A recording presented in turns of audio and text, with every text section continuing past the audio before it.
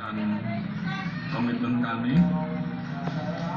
dan juga menjadi penekanan Bapak Presiden untuk mengungkap kasus ini secara cepat, transparan, dan akuntabel.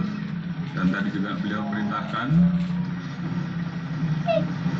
jangan ada yang ragu-ragu, jangan ada yang ditutup-tutupi, ungkap kebenaran apa adanya. Jangan sampai menurunkan kepercayaan masyarakat terhadap Polri. Jadi ini tentunya menjadi perintah dan amanat yang tentunya saat ini dan kemarin juga telah kita laksanakan. Tim Sus telah melakukan pendalaman terhadap laporan awal tindak menembak antara Saudara J dan Saudara RE di Duren 3 yang ditangani oleh Polres Metro Jakarta Selatan. Dan juga dilakukan pemeriksaan ada hal-hal yang menghambat proses penyidikan dan kejanggalan-kejanggalan yang juga kita dapatkan seperti hilangnya CCTV dan hal-hal lain sehingga muncul dugaan ada hal-hal yang ditutupi dan direkayasa.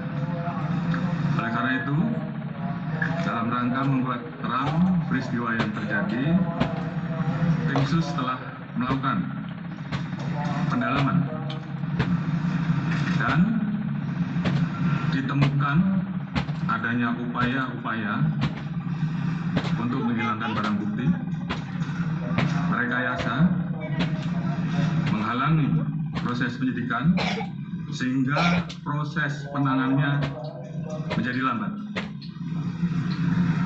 Tindakan yang tidak profesional pada saat penanganan dan olah TKP serta tindakan-tindakan tidak profesional lain pada saat penyerahan jenazah almarhum J di Jambi. Oleh karena itu, untuk membuat terang dan menghilangkan hambatan-hambatan penyidikan, beberapa waktu yang lalu kami telah mengambil keputusan penonaktifan Kapolres Metro Selatan, Karopaminal, Kadif Propam Polri, Karoprovos. Kemudian Tim Sus juga telah melakukan pemeriksaan terhadap pelanggaran kode etik profesi Polri ataupun tindakan untuk merusak, menghilangkan barang bukti, mengaburkan, dan merekayasa dengan melakukan mutasi ke Yanma Polri, dan saat ini semuanya dilakukan pemeriksaan. Kemarin ada 25 personil yang kita periksa dan saat ini bertambah menjadi 31 personil. Kita juga telah melakukan penempatan khusus kepada 4 personil beberapa waktu yang lalu dan saat ini bertambah menjadi 11 personil Polri, terdiri dari 1 bintang 2, 2 bintang 1, 2 kombes, 3 AKBP, 2 kompol, dan 1 AKP. Dan ini kemungkinan masih bisa bertambah.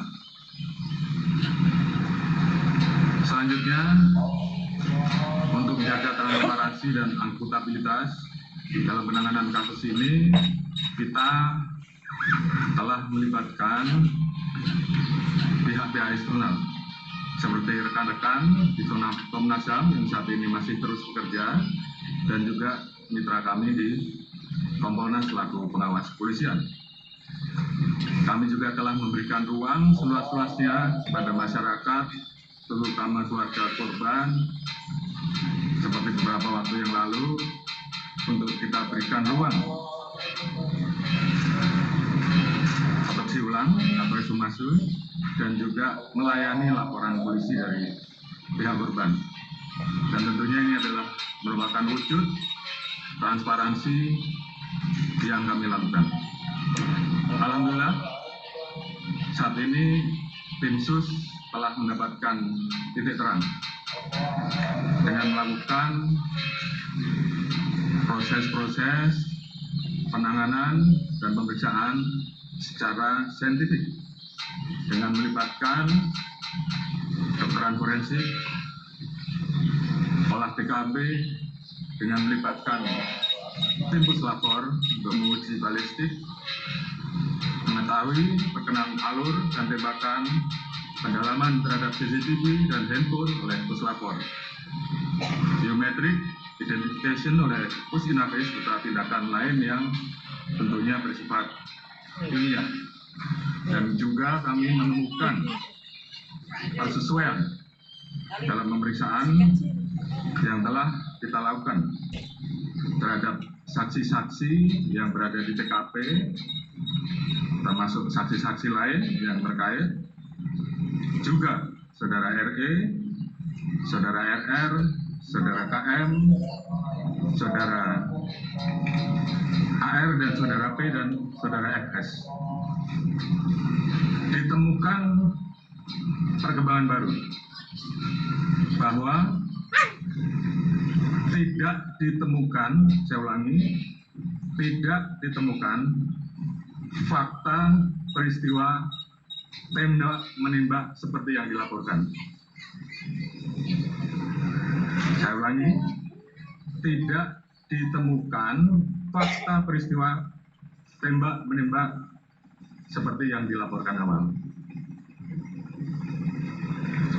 Tim khusus menemukan bahwa peristiwa yang terjadi adalah peristiwa penembakan terhadap saudara J yang menyebabkan saudara J meninggal dunia, yang dilakukan oleh saudara RE atas perintah saudara FS. Saudara E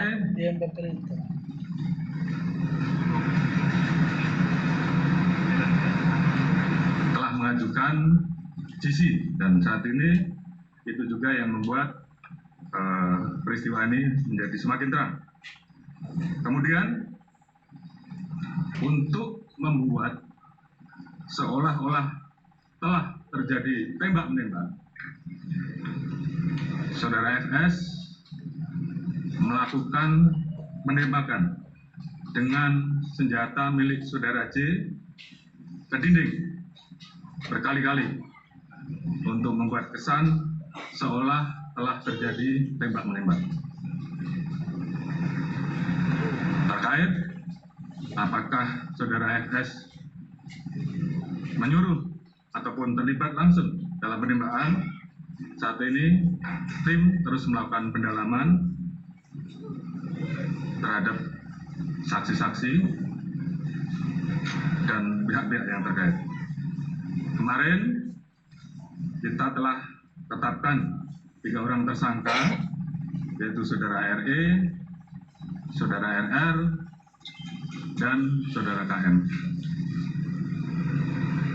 Tadi pagi dilaksanakan gelar perkara dan tim SUS telah memutuskan untuk menetapkan saudara FS sebagai tersangka. Saya ulangi, tim SUS telah menetapkan saudara FS sebagai tersangka.